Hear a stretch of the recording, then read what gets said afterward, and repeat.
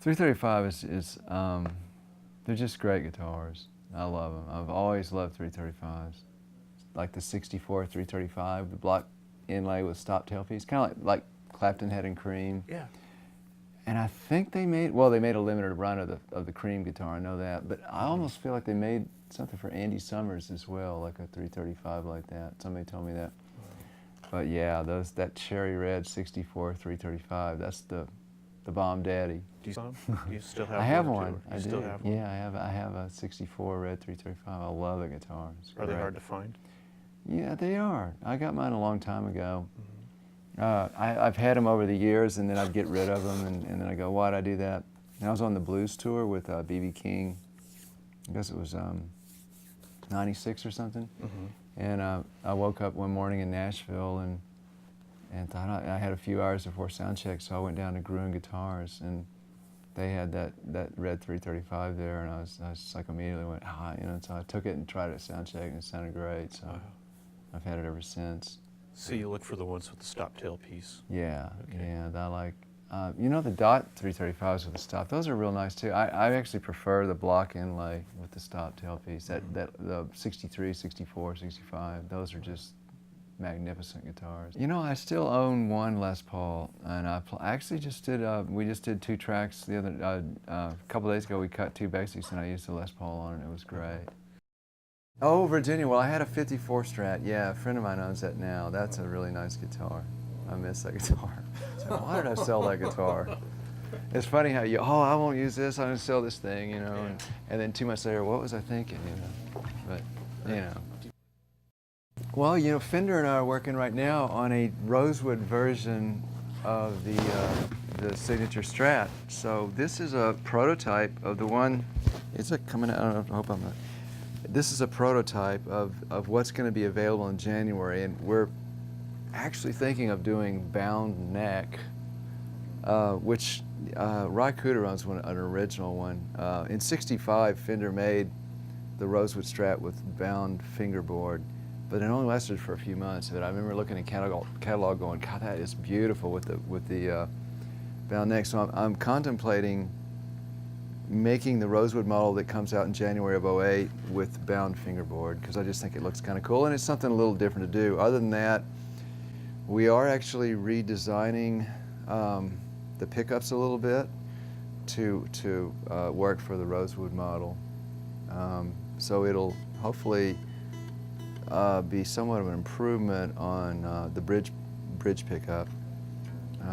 And other than that, it's going to have laminated pick guard. It's going to be kind of like a vintage Rosewood Strat, except possibly with binding and a updated bridge pickup. It's got a little different tone. I mean, I can play it if you want to hear it. I don't know.